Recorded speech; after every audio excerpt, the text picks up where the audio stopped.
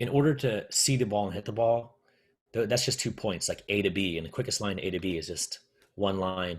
And the way that your brain works, if you're thinking about other things, whether it be a mechanical or approach oriented thing, if you're thinking about too many other things, you're just adding different points that your brain frequency needs to hit, when really you're just trying to get from A to B and to see the ball and hit the ball.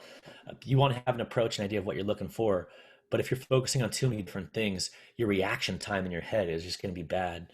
So being clear-headed and having short-term memory is very important in baseball, especially as a hitter. You need to clear your mind, and he helped me find that right mindset and space to be in when I stepped in the box and looked at the pitcher. What was your pregame routine? My pregame routine.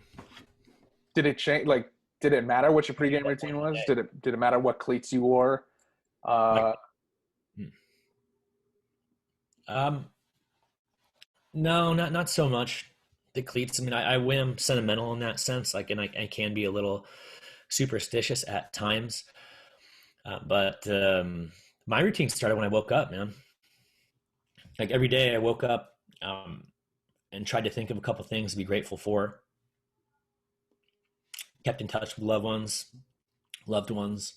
I had Post-its all over my room in my door frames saying stuff like, "You're a beast," reminding myself like things that are confidence building, like attack, aggression, speed, like gratitude, harmony. And another guy that talked about that all the time was Hunter Pence. Like when I played with him, he applied a lot of things like that. Like Hunter talked about having a notepad next to his bed, and sometimes he would just write the word harmony on it like 20, 30 times on the same page.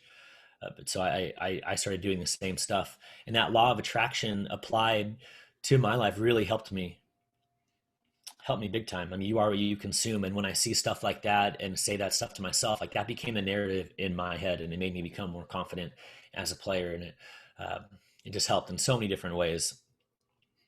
And so I'd wake up and I would go to the same spot for breakfast. Typically, if I was at home, had my own routine, people that I would see and talk to that just had me in a good mood, because I wanted to go to the field in the best mood possible, because I want to be the best teammate that I can be, so that just to uplift everybody around me.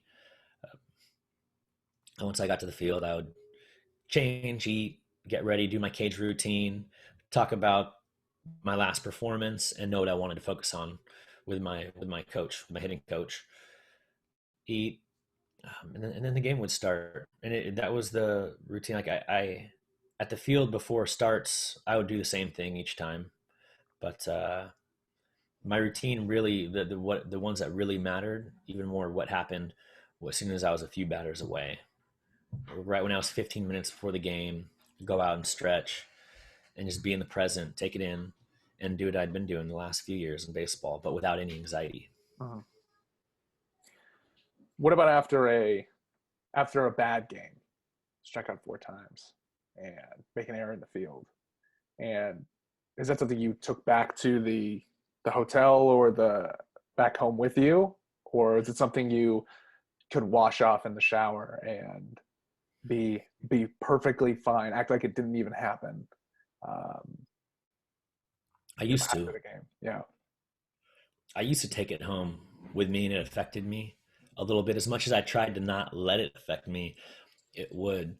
I mean, me before 2014 to like 14 and on, way different mentally, especially the way I viewed things. My outlook had changed a lot. I kept a journal from that point on. I kept journals in the past, but I don't think I was doing it the right way.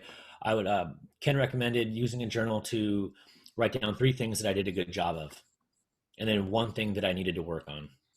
So at least I was patting myself on the back after every game, opening the journal, writing down what I did a good job of, and then 1 thing in particular that I needed to improve. And symbolically, once he closed that book, I feel like it allowed me to let go of the game. Whether I had a good game or a bad game, it was boom. Just close a chapter, left it in my locker, then I left. And sure, I'd think about baseball a little bit, but less than before. Less than before. I think it's important to have outlets, stuff that take your mind away from the game, especially when you have 1 off day a month in the minor leagues. But that helped immensely. It helped me just let go and just have a life away from the field, where I wasn't worried about anything. Spent time with my teammates, hung out, did all that stuff.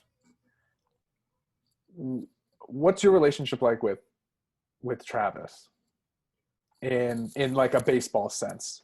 Is it the let's talk after every game and let's talk about like our adjustments and what we're doing, or is it like I'm just gonna root you on and I'm doing my own thing and you're doing your own thing? It was kind of a combination of both.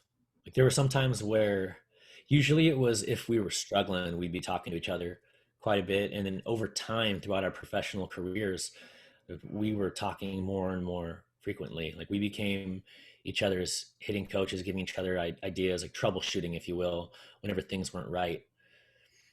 Um, and it's helpful to him now. He and I talk quite a bit. Like throughout the season, we talked a lot. And I was watching all of his games because I didn't have games. Like when you are playing every day at the same time as your brother, you do have to focus on yourself. Like as much as we want to help everybody around us, if you're not contributing from an individual standpoint, then you're hurting the team. So you do need to focus on what you have going on. But Travis and I would sporadically talk. We'd talk every day for 2 weeks and then not talk for 2 weeks. But over time, we started talking more and more frequently to the point where it was an every other day thing. Just depends on the year, really.